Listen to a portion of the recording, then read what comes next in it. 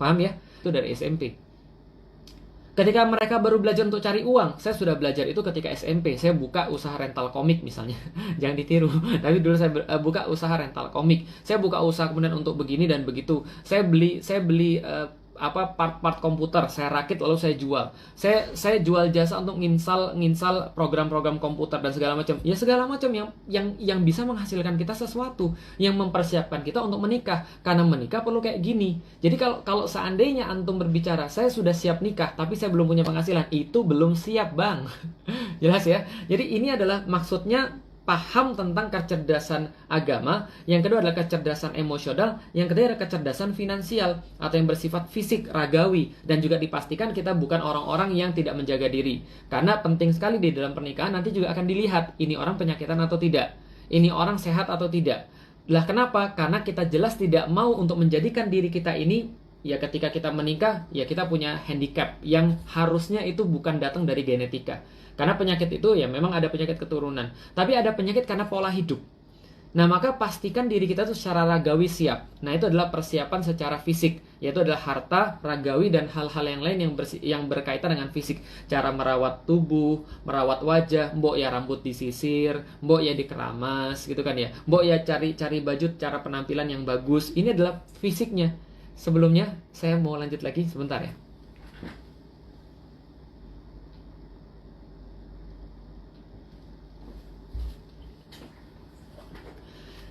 Oke, kita lanjut lagi. Jadi ini adalah kemudian yang bersifat fisik. Nah, semua persiapan yang saya bahas untuk laki-laki tadi, itu semua berkaitan juga dengan persiapan wanita. Jadi kalau seandainya kita singkat, persiapan wanita juga ada 3. Pertama adalah persiapan yang bersifat agama atau sakofah. Yang kedua adalah persiapan yang bersifat emosional. Dan yang ketiga adalah persiapan yang bersifat ragawi, yaitu adalah cara untuk memanage harta dan juga cara untuk memanage diri. Oke, sekarang bagaimana cara untuk meyakinkan orang tua untuk perempuan? Oke, tadi yang Ikhwan sudah selesai. Nanti kalau seandainya ada sesuatu yang kurang, nanti kita coba tambahkan. Tapi kita coba untuk masuk ke dalam akhwat dulu. Begini teman sekalian. Kalau untuk akhwat, yang terjadi adalah karena teman-teman itu baru mau mulai ngomong dengan orang tua ketika justru sudah dikhitbah. Ini kesalahan nomor 1. Jelas ya? Jadi yang namanya ngomong dengan orang tua itu bukan dimulai ketika sudah mau dikhitbah atau sudah dikhitbah baru ngomong dengan orang tua. Sebelum itu belum ada pembicaraan apapun. Wajar kalau orang tuanya stres. Apalagi orang tuanya nggak paham sama sekali tentang metode khitbah dan ta'aruf. Wajar aja dia kemudian bingung, wajar aja dia kaget karena Anda tidak pernah ngomong sebelumnya. Maka kemarin ada yang juga komentar, wah saya baru umur 18 tahun nih, saya nggak mau ikut materi ini, materinya tentang kawin, materi tentang nikah, nanti saya malu. Teman-teman sekalian, saya sudah bilang, saya masuk Islam umur 18 tahun. Dan umur 18 tahun saya belajar untuk menjadi seorang laki-laki yang siap untuk menikah. Dan umur 22 tahun saya baru menemukan saya siap. 4 tahun saya perlukan untuk dari sekadar angan-angan, dari selesai pacaran, putus pacaran sampai pernikahan, itu saya perlu 4 tahun persiapan. Ustadz Salim Afila sudah sering saya ceritakan. Dia nikah umur 20 tahun, tapi persiapannya dari umur sekitar 16 tahunan. Perlu waktu sekitar 4 tahun. Lah kalau Anda baru mau ngomong dengan orang tua Anda, ketika Anda sudah dikhitbah, itu agak-agak telat kalau orang tuanya mungkin punya pemahaman yang lain. Mungkin punya pemahaman yang berbeda. Nanti Anda harus jelaskan banyak hal. Maka ini penting sekali untuk memulai lebih awal. Maka saya sarankan, mulai dari sekarang, teman-teman yang sudah punya niat nanti untuk menikah umur sekian, misalnya taruhlah laki-laki pengen menikah umur 25, atau perempuan pengen menikah umur 22. Coba cari waktu agak ke belakang. Entah 3 tahun, entah 2 tahun, entah 4 tahun. Kalau saya, karena mungkin saya agak bodoh, saya perlu waktu 4 tahun. Tapi kalau teman-teman yang lain, coba ambil waktu di awal dan coba ngomong sama orang tuanya. Nah, inilah pentingnya kita untuk membuat satu hubungan dengan orang tua bagi seorang perempuan sedini mungkin. Karena hubungan antara seorang ayah dengan seorang anak perempuan itu seharusnya hubungan yang seperti teman. Harusnya teman-teman lebih percaya ayahnya daripada yang lain. Harusnya teman-teman lebih dekat pada ayahnya daripada yang lain. Tentu saja itu kalau kondisinya ideal. Kalau kondisinya tidak ideal, saya sudah bahas. Termasuk bagian daripada kedewasaan diri adalah ketika Anda bisa mengurusi hal-hal yang tidak ideal, hal-hal yang Anda awalnya merasa sangat nggak enak. Orang tua kita misalnya nggak punya waktu untuk kita, atau orang tua kita ganas, orang tua kita galak. Nah, gimana caranya untuk mendekati dia? Nah, itulah kecerdasan emosional. Contoh misalnya, di kalangan orang-orang Chinese, itu ada satu keyakinan kalau seandainya seorang anak sudah mulai beliin bapaknya baju, berarti seorang anak itu sudah bisa untuk mengambil tanggung jawab. Yaitu simbolisme lah. Artinya dia sudah punya uang untuk beliin bapaknya baju. Jadi ketika seorang anak beliin bapaknya baju, itu adalah sebuah pertanda kamu sudah bisa saya urusin. Kamu sudah bisa saya handle. Gitu kan ya. Atau misalnya ketika makan, orang Chinese nih makan nih, orang tua pasti yang bayar. Tapi kalau anaknya sudah bayar, itu pertama entah kurang ajar, kedua dia sudah pengen menunjukkan saya sudah dewasa, saya sudah bisa bayar makanan saya sendiri dan saya sudah bisa bayar makanan kamu. Berarti ini adalah cara orang Chinese. Setiap budaya punya cara-cara tertentu. Orang Jawa misalnya, itu dengan ngobrol berdua sama bapaknya. Atau mungkin dengan orang-orang yang lain, orang Sunda apalagi lebih dekat lagi dengan bapaknya. Coba ajukan pertanyaan ini, saran saya, untuk melihat bagaimana reaksi bapak Anda yang nanti akan menentukan bagi ahwat-ahwat bagaimana kira-kira level Anda untuk siap nikah. Coba gini, nanti coba setelah kajian ini, setelah sharing ini, Anda tanya sama bapak Anda. Tapi dengan situasi yang enak ya, karena ingat segala sesuatu tuh harus ngelihat waktu, harus ngelihat tempat, harus ngelihat keadaan, harus ngelihat kondisi. Ini penting banget, maka jangan asal tembak. Ini termasuk kecerdasan emosional, karena negosiasi itu harus pas. Contoh misalnya, teman-teman pas bulan puasa ini nanti buka puasa teman-teman masakin bapaknya. Ini jangan-jangan bapaknya nonton nih nanti udah ketahuan. Nah, teman-teman berusaha untuk masakin bapaknya, ngasih bapaknya kurma yang terbaik, lalu kemudian kasih minumnya. Abi perlu apa lagi? Dipijitin bapaknya gitu kan ya. Lalu kemudian bapaknya diajak ngobrol sedikit-sedikit, guyonan segala macam. Nah, setelah pas ba'da taraweh, setelah bapaknya mimpin taraweh, lalu kemudian setelah bapaknya selesai zikir, setelah sholat, lalu kemudian bilang, manggilnya apa misalnya, Pak, atau ayah misalnya, boleh nggak saya ngomong sebentar? Nah, jadi ajak ngobrol, tapi berdua aja ayah. Oh, tapi gitu nggak enak, Ustaz. Kan sudah saya bilang, ini kecerdasan emosional. Kita berdua aja ngobrolnya, nanti kalau sama Umi malu. Tapi kalau misalnya Umi juga mau ikut gimana? Ya udah nggak apa-apa. Ya udah Abi deh manggilnya. Abi dan Umi misalnya. Abi dan Uminya ikut bareng-barang atau sama abinya doang. Karena kan walinya kan bapaknya. Ini untuk ngetes aja. Nanti untuk ibu saya ceritain lagi. Kenapa ibu tuh dibelakangkan dalam bidang ini. Oke, coba lihat. Ajukan pertanyaan begini. Kalau sudah pas waktunya, sudah pas keadaannya, lalu kemudian bilang sama bapaknya, Abi, gimana pendapat Abi kalau seandainya saya mau nikah? Coba nanya gitu. Nanti lihat reaksinya. Jelas ya? Saya ulangi. Gimana pendapat Abi? Gimana pendapat Abi kalau seandainya saya mau nikah? Tanya aja. Lah ini kan pertanyaan ini kan bersifat aman. Kenapa? Karena ini kan mungkin bukan Abi saya mau nikah. Nah, itu mesti masalah. Tapi Abi gimana kalau seandainya saya mau nikah? Pendapat Abi gimana? Abi pendapatnya gimana kalau seandainya saya mau nikah? Lihat nanti reaksinya. Kalau reaksinya gini ya, kamu gila ya? Nah, itu berarti Anda sudah gagal gitu kan. Jadi kalau dia kaget terus kemudian dia langsung stroke gitu, nah itu Anda lebih gagal lagi. Jadi ini jawabannya menentukan. Tapi kalau seandainya dia bilang, emang kamu sudah punya calon? Itu berarti lumayan. Emang kamu sudah punya calon? Ya jawab aja, enggak sih Bi, cuma nanya aja. Kalau seandainya saya mau nikah, kan saya perlu tahu seperti apa misalnya contoh laki-laki yang Abi suka. Menurut Abi, kan selama ini kan saya kan diurus sama Abi. Saya kan dikasih makan Abi. Abi sudah melakukan yang terbaik buat saya. Abi memberikan segala sesuatu yang paling best buat saya. Nah, tentu dong Abi berhak untuk memberitahu kepada saya kira-kira gimana sih cara dapat seorang laki-laki yang kayak Abi, ya saya kayak gitu. Ya itu contoh ya. Nah, atau ya tadi seperti apa sih kira-kira seorang laki-laki yang cocok bagi saya? Kan pasti Abi dong yang lebih tahu. Nah, coba lihat bagaimana cara dia untuk merespon pernyataan tadi. Yang pertama, kemungkinan yang paling besar sudah terjadi adalah itu adalah pernyataan perang. Oh enggak. Itulah pernyataan bahwa Anda minta bapak Anda untuk mulai memikirkan hal itu. Dan itu sangat halus sekali. Dari situ dia akan memikirkan, oh ya ternyata anak perempuan saya sudah mau nikah. Karena anak perempuan saya, ini berarti anak perempuan saya sudah mau pisah. Karena saya kasih tahu teman-teman sekalian, itu sangat berat sekali bagi seorang laki-laki. Sangat berat sekali bagi seorang ayah.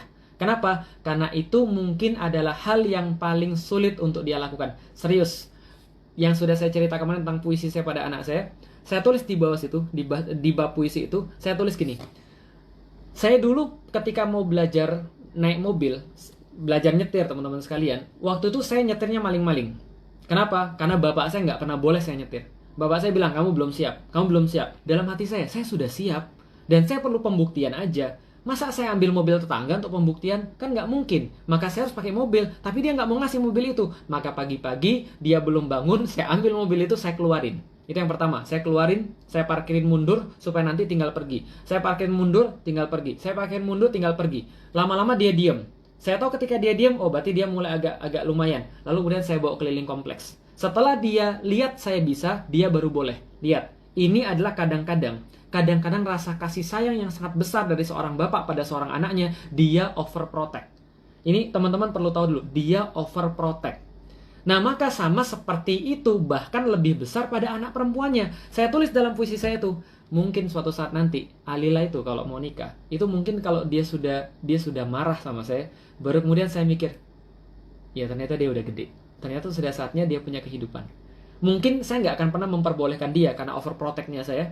Sampai dia ngomong begini sama saya, Abi, saya juga punya kehidupan. Sebagaimana Abi dulu punya kehidupan. Mungkin satu saya baru sadar, oh ya anak saya sudah dewasa. Sekarang saatnya dia untuk pergi untuk kemudian mencari kehidupan yang lain. Sebagaimana dulu saya ngambil istri saya, lantas orang tuanya mempercayakannya kepada saya. Paham teman-teman sekalian? Jadi ini adalah kemudian karena seorang ayah itu overprotect, maka dia itu memang akan berlaku seperti itu. Nah, setidaknya kalau teman-teman melakukan dengan cara seperti ini, maka teman-teman akan memberikan dia sebuah waktu untuk dia berpikir, ternyata anak saya sudah siap. Ternyata anak saya sudah mulai berpikir ke situ. Maka dari situ nanti pembicaraan yang lebih dalam bisa untuk kita laksanakan. Kita coba tanya pada bapak kita, Abi, nanti kalau seandainya ada seorang laki-laki yang kemudian mau untuk sama saya, dan saya pun senang sama dia, dan saya pun sudah membuat beberapa kriteria, saya juga sudah coba untuk mengkaji Islam, Abi tahu saya melakukan yang terbaik di rumah ini untuk menjadi pengganti daripada ibu, misalnya, bukan berarti ibunya mati, bukan, tapi melakukan tugas-tugas keperempuanan, sebagaimana yang tadi saya bilang laki-laki melakukan tugas-tugas kelaki-lakian, dia sudah punya tanggung jawab seorang perempuan itu, dia bisa ngurusin rumah, ya minimal bisa membedakan yang mana jahe yang mana lengkuas, atau minimal kalau masak ayam nggak gosong gitu kan ya. Nah ya minimal kayak gitulah. Ustadz itu kayaknya itu kayak zaman dulu banget, perempuan cuma kasur lalu kemudian sumur lalu dapur. Bukan itu masalahnya teman sekalian. Tapi problemnya adalah kita cuma ingin memberitahukan bahwa Anda sebagai perempuan memang punya tugas-tugas fitrah tertentu. Karena laki-laki nggak mungkin hamil, gitu loh maksudnya. Sudah dikatakan Allah melebihkan yang satu dengan yang lain. Berarti tugasnya secara fitrah berbeda. Maka kalau Anda sudah bisa menunjukkan, kalau Anda sudah bisa menggantikan tugas-tugas ibu Anda, maka itu menambah keyakinan pada bapak Anda. Mulai dengan kata-kata kayak tadi. Saya ulangi lagi, tanya sama bapak Anda, Abi, gimana pendapat Abi kalau seandainya saya mau nikah? Nanti dia akan memberikan respon. Responnya nanti, emang kamu sudah punya calon? Emang kamu mau nikahnya kapan? Ataupun respon-respon yang lain yang kira-kira memberikan sebuah feedback, memberikan sebuah reaksi. Maka dari situ terjadi percakapan. Seperti apa Bi kira-kira laki-laki yang baik? Seperti apa Bi ketika ketemu dulu dengan Umi? Gimana Abi ketika ngelihat cowok itu baik atau tidak? Saya bukan mengatakan bahwa setiap bapak tahu persis. Saya tahu bapak kita berbeda-beda. Bapak saya juga bukan muslim. Dan saya nggak mencari standar itu. Tapi perlu untuk mengetahui pendapat dia. Kan nggak ada salahnya mengetahui pendapat dia. Sejahat-jahat apapun seorang laki-laki, seorang bapak, dia nggak mungkin menginginkan anaknya dinangisi oleh seorang laki-laki yang lain. Dia pasti akan bisa jadi akan bunuh orang itu. Bisa jadi. Artinya karena kasih sayangnya begitu besar. Bapak saya nggak gitu Ustaz, bapak saya nggak punya kasih sayang. Iya, taruhlah bapak Anda nggak punya kasih sayang, tapi tetap boleh untuk diminta pendapat, bukan? Kan ini kan sudah kita sampaikan, urusan kita dengan Allah, urusan dia dengan Allah. Tugas Anda adalah melakukan kerjaan Anda, tugas dia melakukan kerjaan dia. Sudah selesai, maka sampaikan kayak tadi, nanti ada feedbacknya. Diajak ngobrol, seperti apa nanti kira-kira yang dia inginkan, kira-kira sifat-sifat cowok yang harus diwaspadai itu kayak apa, mungkin Abi pengen yang mana. Oh, Abi tuh pengennya itu kalau bisa itu ya orang Sunda lah, jangan orang Padang, karena orang Padang tuh pelit misalnya itu kan ya. Nah itu nggak apa-apa, jangan dilawan. Abi, semua manusia tercipta sama. Kok saya jadi lupa. Inna akramakum indallahi atqakum. Sesungguhnya yang paling mulia di sisi Allah adalah paling bertakwa, bukan rasnya Abi, bukan siapa dia orang Padang atau dia orang Sunda atau dia orang Jawa. Jangan dilawan dulu. sabar gitu kan ya. Kenapa? Karena kalau teman-teman lawan itu menandakan kecerdasan emosional kita belum selesai. Nah maka jangan dilawan dulu, tapi dengerin dulu. Oh gitu ya Bi ya, maunya sama orang Sunda, nggak sama orang Padang. Kenapa Bi? Iya Abi itu ketemu orang Padang tuh semuanya pelit. Ya udah kamu boleh sama orang Jawa, tapi jangan sama orang Batak. Lah kenapa? Orang Batak tuh banyak taktik. Nah itu misalnya contoh. Nah nanti dieksplor. Kenapa nggak boleh? Oh berarti yang nggak boleh sifat kasarnya. Berarti yang nggak boleh sifat pelitnya. Berarti yang nggak boleh adalah sifat individualisnya. Yang penting jangan sama orang Cina. Lah kenapa? Itu orang Cina tuh penjajah. Iya misalnya kayak gitu. Ya bisa jadi. Karena orang tua saya dulu, orang tua istri saya dulu juga gitu. Ketika dia tahu bahwa yang meminang anaknya adalah orang Chinese, dia juga bertanya, emang nggak apa-apa Dok? Emang nggak apa-apa kalau orang Chinese, gitu kan ya? Emangnya nanti kamu nggak khawatir? Kenapa? Karena yang dia lihat tentang orang Chinese mungkin adalah pandangan-pandangan yang bukan pandangan yang benar. Bukan orang Chinese yang Muslim dan ganteng kayak saya kan gitu kan ya. Mungkin gitu kan ya. Nah tapi yang jelas adalah teman-teman sekalian, kita bisa memulai pembicaraan. Kenapa mereka nggak suka dengan yang kayak gini? Kenapa misalnya mereka lebih suka dengan yang kayak gini? Oh berarti kalau saya Padang tapi nggak pelit nggak apa-apa. Oh berarti kalau Batak tapi nggak kasar, nggak jahat nggak apa-apa. Oh kalau orang Chinese tapi nggak pelit dan nggak ya menjajah terus nggak apa-apa. Emang kalau orang Jawa terus nggak terlalu nggak terlalu menye-menye terus nggak apa-apa. Oke kita bisa tahu bagaimana kemudian yang menjadi standar daripada ayah kita. Sebentar saya lanjut lagi.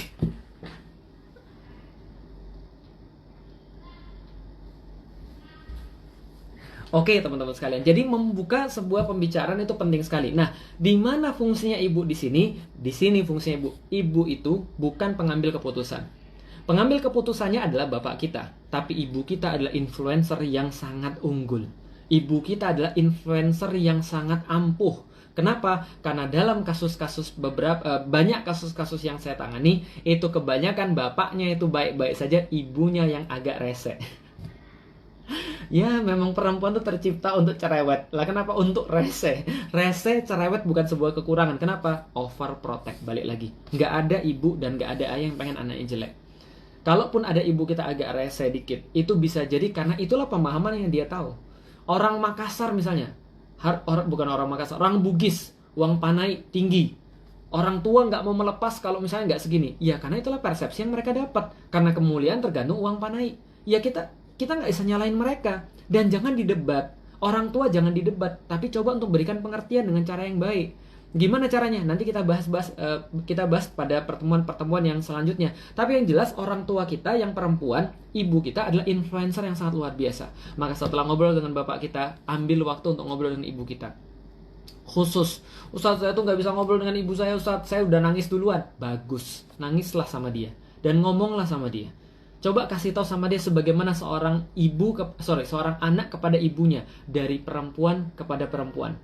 Dari heart to heart, dari hati ke hati. Sampaikan seperti apa kemudian nasihatnya kepada kita. Sampaikan keridoan dia seperti apa. Andaikan nanti Anda menikah, seperti apa yang dia inginkan. Dan ini akan membuat Anda lebih mudah ketika nanti ada seseorang yang datang pada Anda sudah punya beberapa kriteria titipan dari orang tua Anda ketika Anda mau menerima seorang ikhwan atau memutuskan untuk menerima sebuah lamaran.